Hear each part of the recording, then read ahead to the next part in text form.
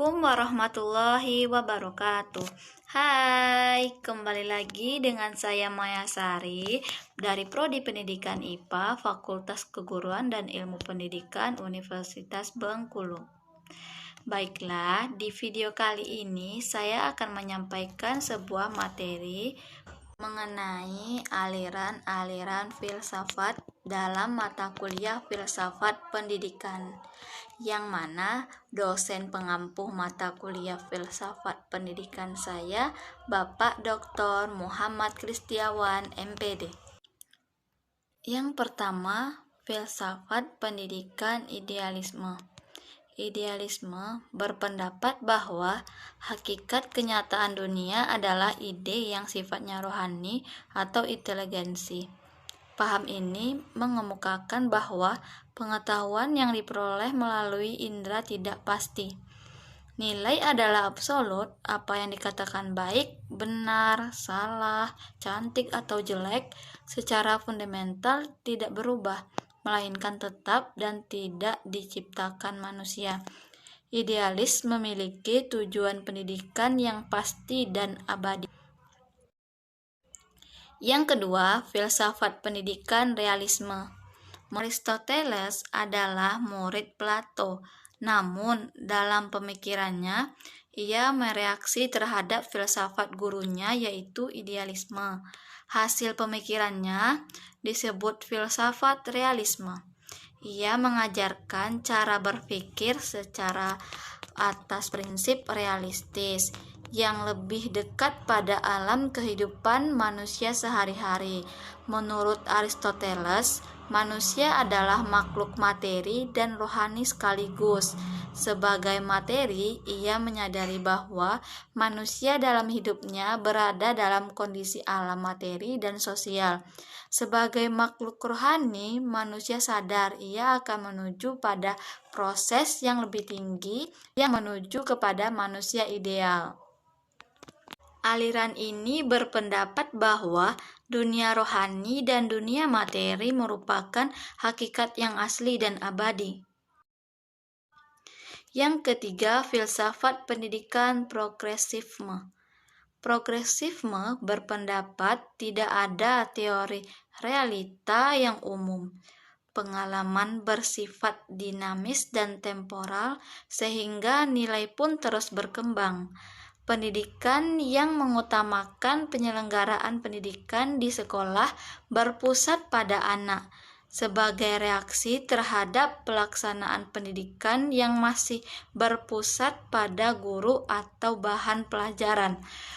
Progresif yaitu berubah-ubah, adanya perubahan yang memberikan dampak baik dan sesuai kebutuhan, yaitu ilmu baru, budaya baru, selera baru. Maka dari itu, berikanlah ilmu yang kamu dapatkan saat ini. Dari tahun ke tahun, ilmu akan mengalami progresif dan tidak boleh pelit dalam ilmu. Yang keempat, filsafat pendidikan nativisme. Pandangan nativisme adalah pengakuan tentang adanya daya asli yang telah terbentuk sejak manusia lahir ke dunia, yaitu daya-daya psikologis dan fisiologis yang bersifat herediter, serta kemampuan dasar lainnya yang kapasitasnya berbeda dalam setiap diri manusia. Adapun tujuan dari teori nativisme ini yaitu mampu memunculkan bakat yang dimiliki setiap manusia, mendorong manusia mewujud diri yang berkompetensi, mendorong manusia dalam menentukan pilihan, mendorong manusia untuk mengembangkan potensi dari dalam diri seseorang, mendorong manusia mengenali bakat minat yang dimiliki. Yang kelima, filsafat pendidikan pragmatisme.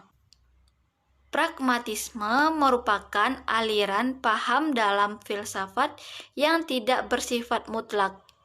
Dalam pragmatisme, makna segala sesuatu dilihat dari hubungannya Dalam pragmatisme, makna segala sesuatu dilihat dari hubungannya dengan apa yang dapat dilakukan. Menurut pragmatisme, pendidikan bukan merupakan proses pembentukan dari luar, melainkan reorganisasi dan rekonstruksi dari pengalaman individu, yaitu berpikir yang dilihat dari manfaat dan keuntungannya. Yang keenam, filsafat pendidikan eksistensialisme. Eksistensialisme adalah aliran yang menekankan pilihan kreatif, subjektivitas pengalaman manusia. Menurut eksistensialisme, pengetahuan manusia tergantung pada pemahamannya terhadap realitas, dan pengetahuan yang diberikan di sekolah bukan sebagai alat untuk memperoleh pelajaran, tetapi untuk alat pengembangan dan pemenuhan diri secara pribadi. Yang ketujuh, filsafat pendidikan materialisme. Materialisme menganggap jika sesuatu itu memang ada, maka adanya itu adalah jumlah yang dapat diamati dan diukur. Oleh karena itu, positisme hanya mempelajari yang berdasarkan fakta atau data yang nyata. 8. Filsafat pendidikan perennialisme. Perennialisme adalah aliran yang memandang bahwa nilai universal itu ada. Pendidikan hendaknya dijadikan suatu pencarian dan penanaman kebenaran nilai tersebut. Segala sesuatu yang tidak pernah berubah, contohnya kitab suci Al-Quran, tidak akan pernah berubah dari isi serta kandungannya. Yang kedua, yang diajarkan di sekolah tetap dan pasti akan menambah pengetahuan. Yang kesembilan, filsafat pendidikan esensialisme. Esensialisme berpendapat bahwa pendidikan haruslah berasaskan nilai yang telah teruji ketangguhannya dan kekuatannya sepanjang masa. Yang ke-10, filsafat pendidikan rekonstruksionalisme. Rekonstruksionalisme adalah paham yang memandang pendidikan sebagai rekonstruksi pengalaman-pengalaman yang berlangsung terus dalam hidup. Nah, berbagai aliran filsafat pendidikan dengan pandangan dan tujuan yang berbeda, serta kelemahan dan keunggulannya masing-masing, diharapkan dapat menyelesaikan masalah pendidikan yang ada, karena pada intinya penerapan mazhab filsafat pendidikan terus berorientasi mengarahkan para pelaku pendidikan pada realitas diri dan dunianya. Baiklah, hanya itu yang dapat saya sampaikan dalam video kali ini mengenai materi aliran-aliran filsafat pendidikan. Semoga bermanfaat. Wassalamualaikum warahmatullahi wabarakatuh. Bye-bye.